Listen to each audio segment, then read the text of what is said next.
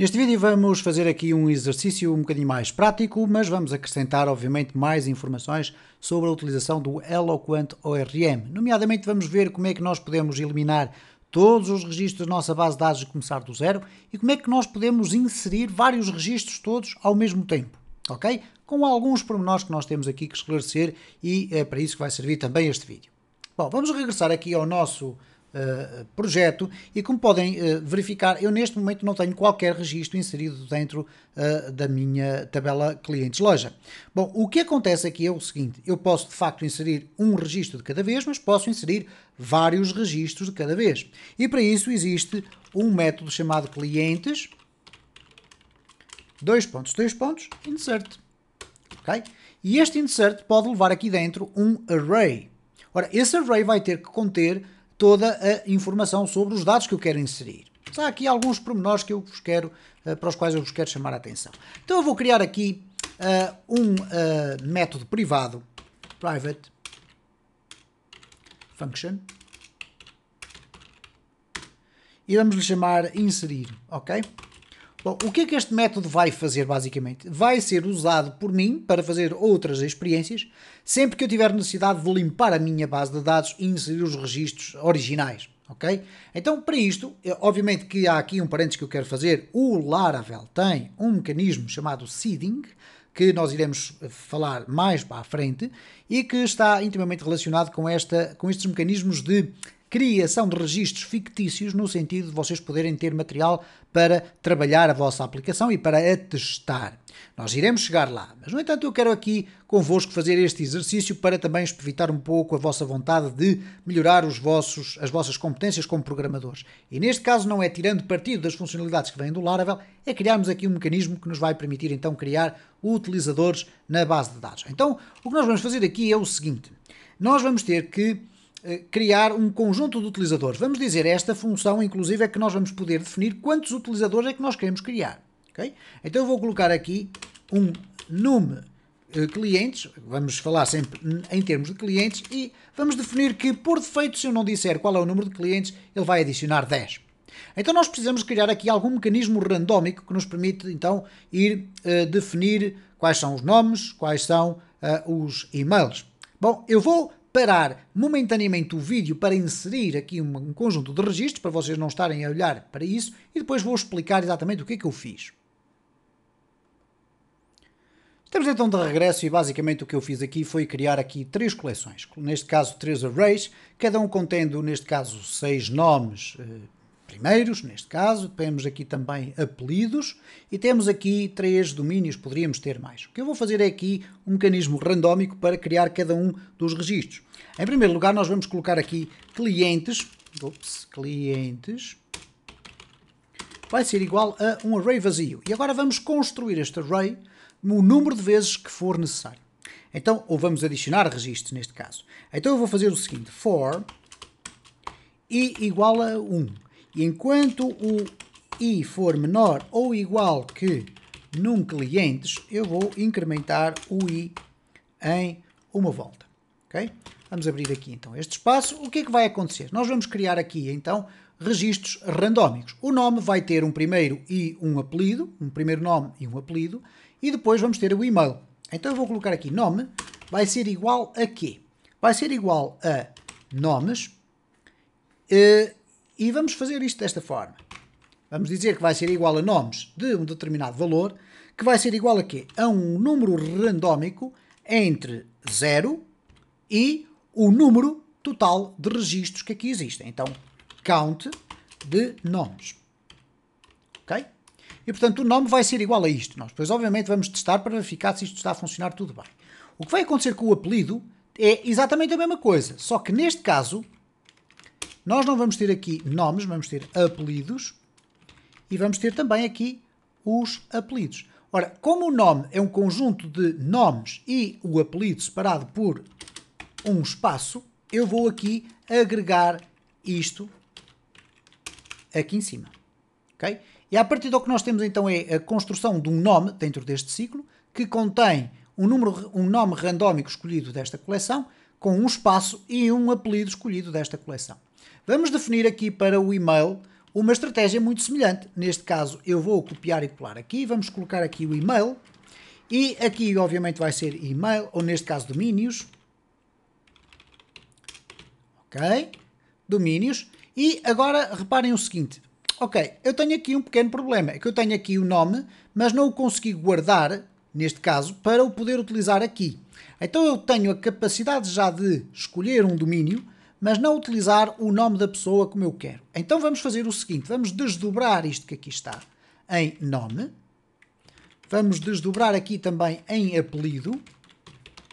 E este é um trabalho que eu estou a fazer convosco, não de uma forma decorada, ok? Estamos aqui a programar exatamente em tempo real. Basicamente é isso que acontece. E, portanto, estamos a ajustar o nosso código para aquilo que pretendemos. Então, neste momento, nós temos aqui já o apelidos. Ok?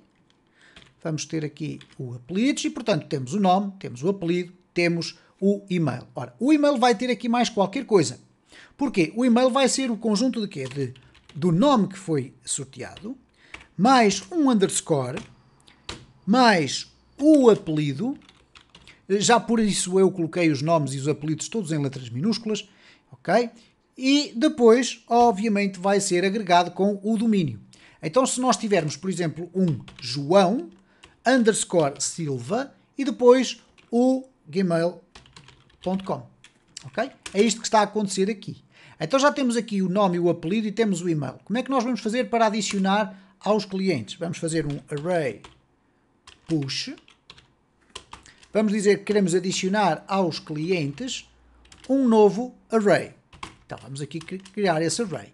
E neste array é que nós vamos ter que dizer que o nome, que é a coluna que a nossa tabela tem, vai ser igual a quê? A nome e um espaço. Aliás, podemos fazer de uma forma muito mais interessante, que é colocar isto desta forma. A nome, espaço, apelido. E o e-mail, nós vamos criá-lo simplesmente desta forma. Ok? Então, nós temos aqui já um erro, porque faltou aqui um ponto e vírgula no final. Portanto, temos aqui um array push, que vai agregar a cada volta àquela tabela dos clientes. Como é que nós agora fazemos para inserir toda esta informação dentro da nossa tabela? Bom, primeiro, nós vamos aqui dizer que isto é para criar clientes. Aqui em baixo nós vamos dizer que queremos limpar a nossa tabela. Limpar a tabela de clientes. Como é que nós podemos fazê-lo? Utilizando o cliente, o model e usando a expressão truncate. O que é que a expressão truncate vai fazer? Vai limpar todos os registros que existam e vai também fazer um reset ao mecanismo de autoincremento da chave primária. Portanto, é como se a tabela acabasse de ter sido criada. E agora vamos inserir tudo. Inserir os novos registros. Então vamos colocar aqui cliente, dois pontos, insert, e agora vamos dizer que queremos colocar lá dentro o clientes, que é basicamente esta coleção que aqui está. A partida, o sistema deverá estar a funcionar. Vamos verificar, como é óbvio, os seus erros. Para isso nós vamos dizer que queremos aqui um this, inserir, e vamos dizer que queremos simplesmente 10 clientes. Ora, vamos olhar aqui para a nossa tabela, ela neste momento está completamente vazia, e agora vamos ver onde é que temos erros. Vamos aqui refrescar, e ele diz, ok, há aqui um undefined offset 3, e eu calculo que seja pelo facto de nós estarmos a fazer aqui um mecanismo randómico que não está completo. Tem que ser calculado o valor entre 0 e o número de elementos menos 1. Então vamos acrescentar aqui o número de elementos menos 1. E aqui também.